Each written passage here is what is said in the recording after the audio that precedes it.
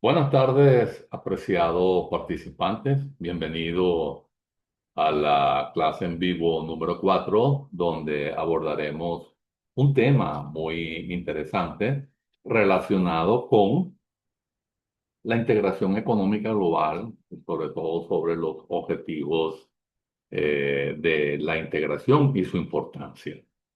Bueno, me disculpan el tiempo entre la voz y la imagen, pero el internet está sumamente lento.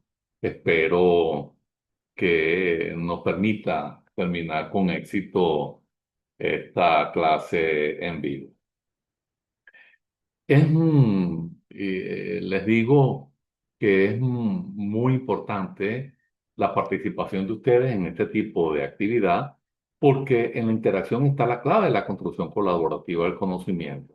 Aquí aprendemos todo de todo. Y es muy interesante compartirlo porque este es un tema y estos son temas muy interesantes, son temas de actualidad que aún se siguen rigiendo por algunas teorías del próximo siglo pasado. En ese sentido, vamos a darle inicio a esta actividad, la cual titulado Integración Económica y Global y Regional, Teoría y Práctica.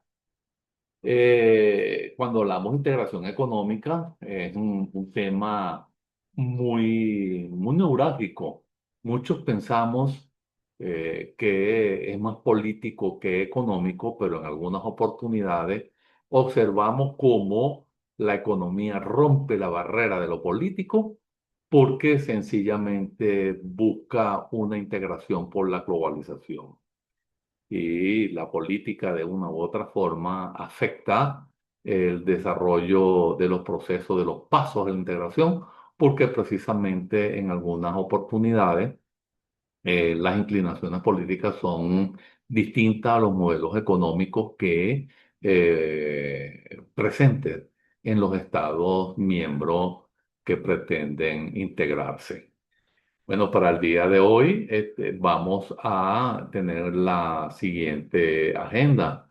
Es, mm, en ella vamos a encontrar la definición y la delimitación conceptual, los objetivos estratégicos y tipos de integración. Igualmente vamos a tratar la dimensión económica, etapas de la evolución comercial y los efectos y desafíos teóricos del proceso. Como vemos, es una agenda muy interesante que nos va a permitir desplazarnos en estos contenidos teóricos muy interesantes para el desarrollo de nuestra maestría. En este sentido, conseguimos primeramente lo que conocemos eh, como, como la naturaleza dual de la integración. Eh, Cuando nosotros hacemos referencia precisamente a lo que es la integración económica, estamos refiriéndonos a que ella representa uno de los fenómenos más influyentes en la reconfiguración, en la reconfiguración del comercio moderno. No se limita a la firma de acuerdos arancelarios, sino que implica una reestructuración de las relaciones comerciales, fiscales y regulatorias entre las naciones de una región. Esto significa que el estudio formal de la materia requiere comprender cómo la eliminación de barreras comerciales afecta la asignación de recursos, la especialización productiva y el bienestar general de las sociedades que están involucradas en esos procesos. A lo largo de esta exposición, entonces, vamos a analizar los fundamentos teóricos que explican las decisiones políticas y comerciales externas de los estados. Ahora bien, para abordar la naturaleza dual de la integración, em, con rigor científico debemos recurrir a Walesa Velaza y en su obra de 1961, y por eso estaba haciendo referencia que aún hay teorías del próximo siglo pasado que aún están vigentes, establecen una distinción que es fundamental. La integración puede ser entendida como un proceso y a la vez como un estado. Cuando la analizamos como un proceso, como se desprende de la lámina, nos enfocamos en el dinamismo, es decir, en la serie de reformas, negociaciones y desmantelamiento de barreras que ocurren a lo largo del tiempo. Y es por eso que es un proceso. Pero cuando la definimos como un estado, evaluamos la situación final. Un escenario de equilibrio donde ya no existen diferencias regulatorias o fiscales entre países miembros. Es decir, la vemos como Estado. Un ejemplo muy puntual de esto es el mercado interno de la Unión Europea, donde las mercancías transitan libremente sin aduanas interiores, operando bajo un estado de integración ya consolidado. Ahora bien, una vez definida esta dualidad conceptual, pasamos a examinar los fines estructurales que persiguen los estados al iniciar estos procesos de integración. Y para ello analizaremos los aportes de Timbergen y de Ronson sobre los objetivos de la integración. Y aquí tenemos entonces los objetivos estratégicos de los bloques económicos. Y ahí lo tenemos como la integración negativa versus la integración positiva. ¿Ok? Ahora bien, este, este autor, Yang, el Premio Nobel de Economía, introdujo dos conceptos cruciales. Como lo vemos allí en la lámina, lo tenemos, según Timberlake, la integración negativa y la integración positiva. Siguiendo la narración de él, siguiendo los contenidos expuestos por él, la integración negativa consiste en quitar barreras como eliminar aranceles o cuotas de importación. Es una fase inicial que requiere un nivel de coordinación relativamente bajo. Ahora bien, la integración positiva va mucho más allá, implica crear instituciones, leyes comunes y armonizar políticas macroeconómicas, es decir, que profundiza en el proceso. Por su parte, Peter Robson señala que los estados buscan tres objetivos principales con estas acciones. El primero, incrementar la eficiencia económica local mediante economías de escala. Dos, sería aumentar un poder de negociación internacional, puesto que un bloque de naciones tiene mayor peso comercial que una sola. Y la tercera sería mitigar, es decir, minimizar riesgos políticos mediante la interdependencia mutua. Entonces, como podemos observar, la maximización del tamaño del mercado para maximizar la productividad son metas de eficiencia. Igualmente, el fortalecimiento del poder de negociación frente a terceros mercados está la reducción de costos de transacciones fronterizos. Entonces, es muy importante el abordaje que hace Jan Timberman y Peter Ronson. El primero es del siglo pasado, del año 1954, y aún está en vigencia, igual que Roson de 1998.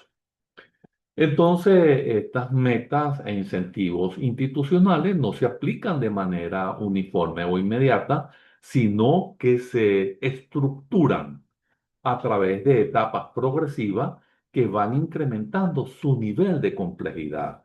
Y es así como llegamos a la escala evolutiva de la integración. Y es en ella donde podemos observar los cinco, esos cinco ítems, ¿ok? Y podemos ir observando las áreas de preferencia arancelaria, luego tenemos la zona de libre comercio, igualmente como tercer punto tenemos o paso del proceso está la unión aduanera, la cuarta el mercado común y la quinta la unión económica. Y es muy importante ver estos peldaños porque el modelo de Balasa de las cinco etapas sigue siendo el estándar para categorizar a profundidad los acuerdos económicos. De los primeros niveles, como el área de preferencia o zona de libre comercio, los países retienen su soberanía, para decirlo así, retienen su soberanía comercial frente al resto del mundo. Un ejemplo de la zona de libre comercio la tenemos con el tratado donde México, Estados Unidos y Canadá comercian sin aranceles entre sí, pero cada uno aplica impuestos diferentes a las mercancías provenientes de Asia y de Europa. Sin embargo, a partir de la Unión Europea, el bloque actúa como una sola entidad aduanera frente a terceros países mediante un arancel externo común. Y en los niveles avanzados, como la Unión Económica, se llega al extremo de ceder la soberanía monetaria nacional para adoptar una moneda única y un banco central común así como ocurre en la Unión Europea. Entonces, es muy importante ver estos cinco pasos del modelo de Walesa, porque la reducción arancelaria recíproca parciales entre los países firmantes en esa primera etapa es muy interesante observarla porque, como ella plantea, no se cede soberanía. Sin embargo, en la zona de libre comercio, y ahí sí hay una eliminación total de aranceles internos. Cada miembro conserva su propia política comercial exterior y eso es muy interesante observarlo porque posterior a la unión aduanera, el libre comercio interno eh, mm, es, más el establecimiento de un arancel económico común, como vimos el ejemplo de Estados Unidos, México y Canadá. Entonces tenemos la unión aduanera que añade la libre movilidad de los factores de la producción de trabajo y capital. Es decir, que no hay barreras que limiten el paso de un país a otro de capitales y de mano de obra. Entonces, y por último está el mercado común que incorpora la armonización. Y eso es muy importante observarlo porque alcanzar ese paso ya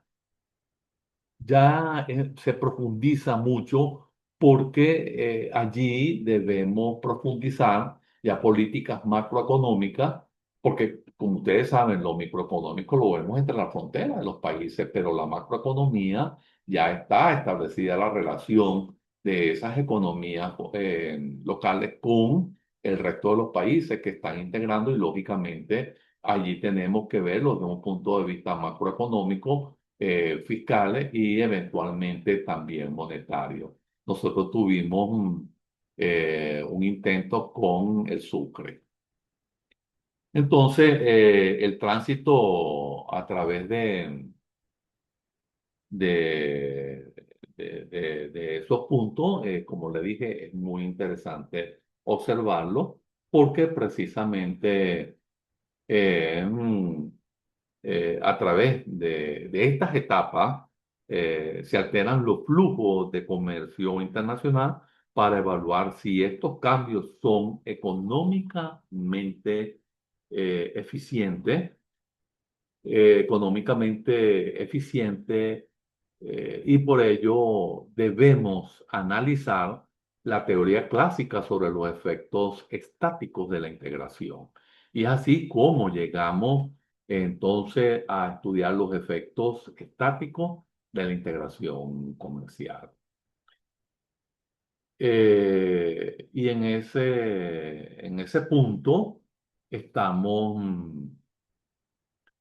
tomando ya en consideración lo que nuestros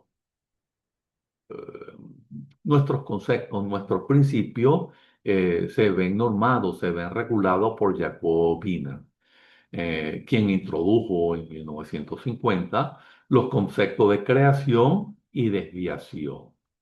El primero de ellos, lo podemos ver a mano izquierda y el segundo está la definición y cada uno de ellos va a tener un efecto para demostrar que los acuerdos comerciales no siempre mejoran la eficiencia económica general. Entonces, para ello vamos a tener un ejemplo. Supongamos que un país A elimina los aranceles para importar trigo desde el país B, su nuevo socio comercial. Ahora bien, si el país B produce el trigo de manera más eficiente y barata que la industria interna del país A, se genera creación de comercio automáticamente, porque es lógico, el consumidor de A se beneficia y los recursos se asignan mejor.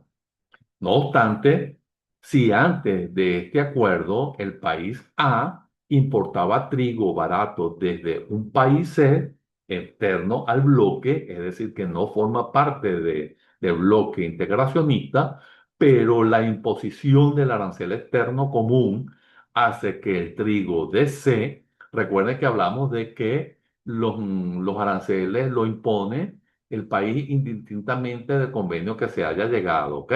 Y eso tenemos que tenerlo muy presente aquí. Entonces, cuando hace que el trigo de C se vuelva artificialmente más caro que de su socio B, que produce con mayores costos, pero sin aranceles, el flujo comercial se desplaza hacia el socio ineficiente. Fíjense cómo se establece allí la relación. Soy ineficiente en la producción del trigo, pero la eliminación de los aranceles me hace en cierta forma competitivo y puedo comprarlo. Entonces, puedo comprarle a ese país. Esto se denomina desviación de comercio y representa una distorsión de la asignación global de recursos. Entonces, el análisis de Wiener nos demuestra, ¿ok? De Jacob, que nos demuestra eh, que la integración no siempre genera efectos netos positivos automáticos. Tomando esto en cuenta, procederemos a estudiar los beneficios del carácter dinámico a largo plazo. Y es muy interesante este abordaje ahora porque cuando él nos permite hacer estos análisis, entonces ya comenzamos a ver la integración desde otra perspectiva. Y ahí lo tenemos. Ahí tenemos la economía de escala y dinámica de la inversión. Entonces, mis estimados, eh, ahí vemos el aprovechamiento de la economía a escala, primeramente, seguidamente está el estímulo a la competencia que debe existir y la atracción de inversión extranjera directa. Ahora bien, los economistas Yame y Ali El Ara analizan los beneficios de carácter dinámico, que son aquellos que alteran el potencial de crecimiento a largo plazo de las economías integradas. El beneficio más evidente de la escala de exportar economías a escala. Entonces, en los mercados nacionales pequeños, una industria de alta tecnología no puede crecer debido a la falta de demanda suficiente para cubrir esos elevados costos fijos. Al unificarse los mercados, la demanda potencial se multiplica y los costos unitarios descienden notablemente, lógicamente, porque es inversamente proporcional al costo. Eso es lo que tenemos que observar. Y entonces, asimismo, destaca el impacto sobre la inversión extranjera directa. Las corporaciones globales evitan fragmentar sus plantas de producción y prefieren invertir grandes sumas de capital en países que ofrezcan libre acceso regulatorio a un mercado regional consolidado. Entonces, fíjense cuán importante es la aplicación de esas medidas porque los mercados permiten a las empresas locales aumentar su producción y, lógicamente, disminuyen los costos porque es inversamente proporcional al volumen.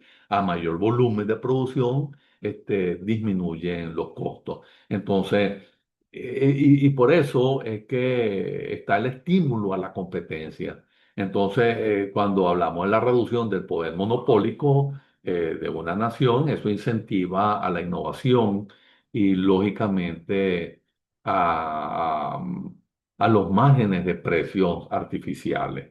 Entonces, es muy importante estudiar los mercados de la integración a escala porque reducen la incertidumbre, que es muy recomendable gestionarla para, lógicamente, aumentar los atractivos de inversión y las corporaciones multinacionales.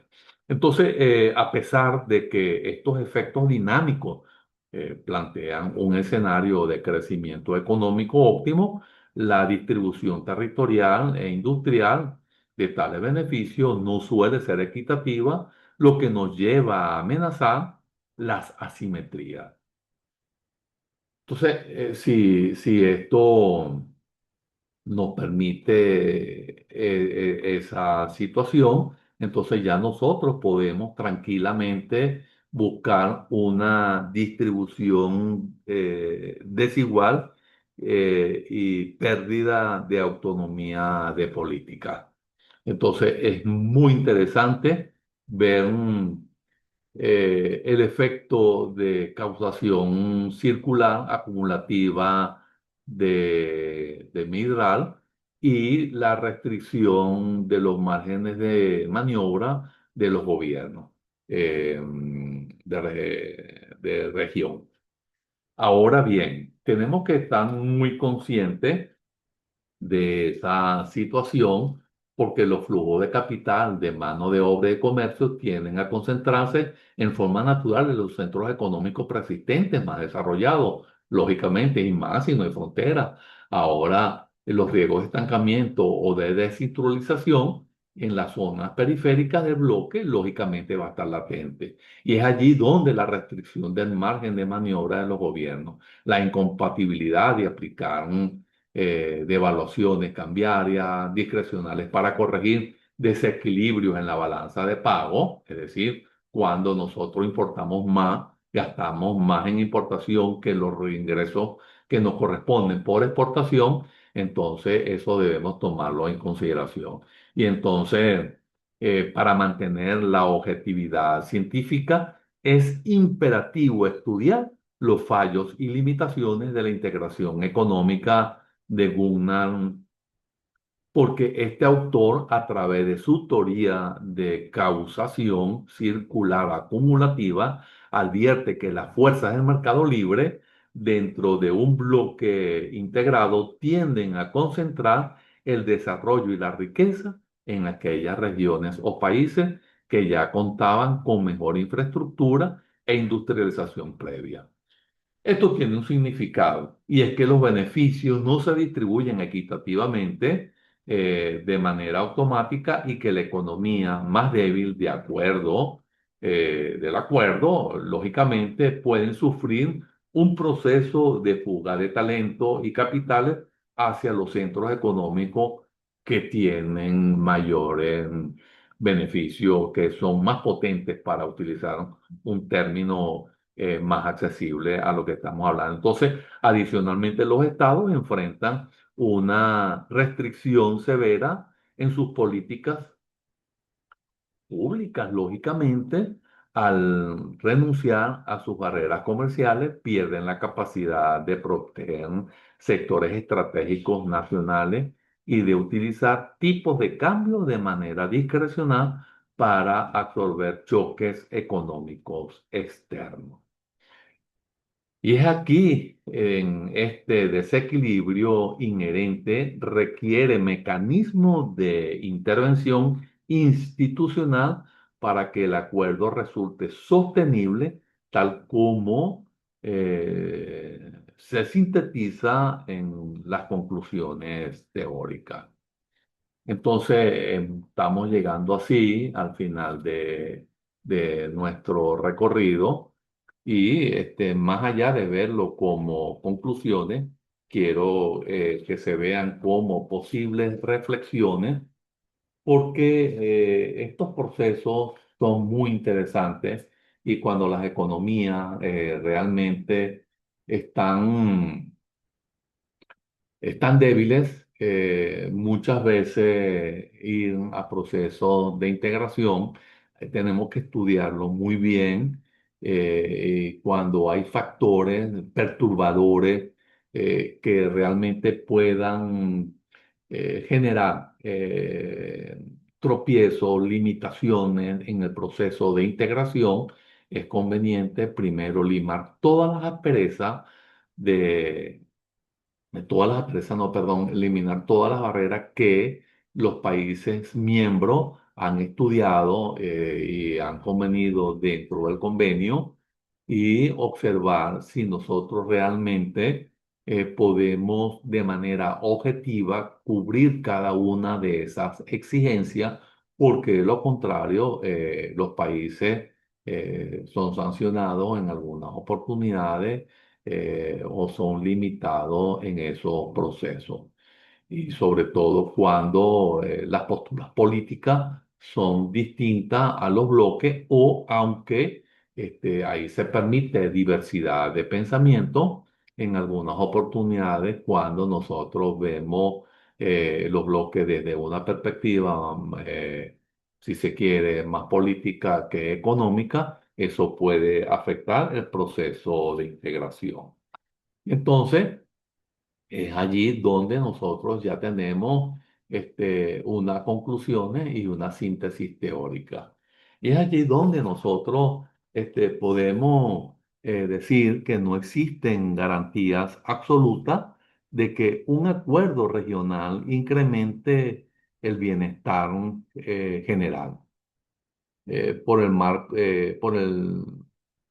el hecho de constituirse eh, la evaluación, por decirlo de alguna forma, del impacto neto siempre requerirá un balance cuidadoso entre la eficiencia ganada, porque es el término que utilizamos cuando lo estábamos desarrollando, esta presentación, esta clase, ganada con las economías de escala y la creación de comercio.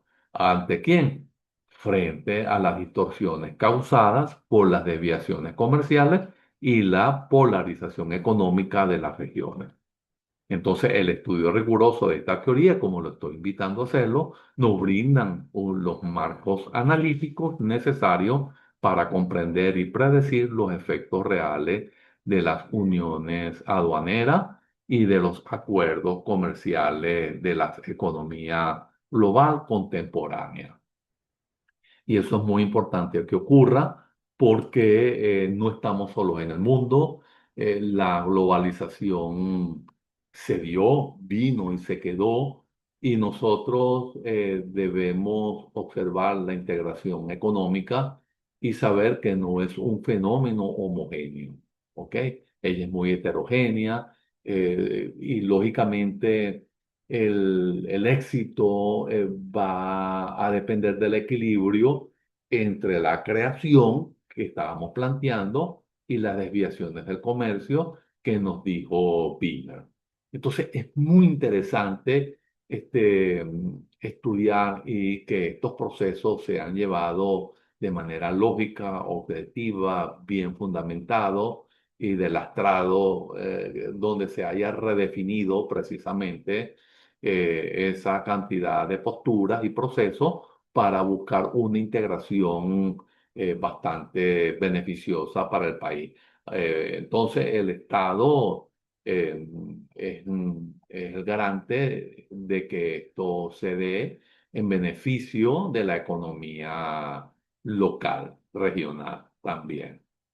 Ahora, el paso de un proceso dinámico a un estado de integración lleva implícito la cesión inevitable de soberanía fiscal, lógicamente porque ya los aranceles no los vamos a colocar nosotros, sino que van a ser discutidos y van a ser impuestos por el órgano ejecutivo de la integración. Y eso implica la cesión inevitable de la soberanía fiscal y sobre todo la monetaria. Y eso nos lo planteó Balaza en su oportunidad. Ahora bien, la mitigación de las asimetrías territoriales requiere de la institucionalización de políticas de cohesión de recursos. Eso fue lo que nos planteó Timbergen y es muy interesante ver esas teorías porque hoy en día siguen vigentes. Bueno, de esta manera llegamos al final del recorrido de esta clase en vivo. Es muy interesante haber compartido con ustedes y recuerden que en la participación está la clave de la generación de sinergia y estos procesos precisamente se nutren de ello. Bueno, que tengan una feliz tarde. Hasta pronto. Estamos completamente a la disposición de ustedes. Si tienen alguna duda, una vez que revisen y vean el video, pueden hacer sus planteamientos a través del foro de duda o de los canales privados que venimos utilizando todo el tiempo. Quiero invitarlos a la última clase. eh, para interactuar un poco con ustedes. Que tengan una feliz tarde. Hasta pronto.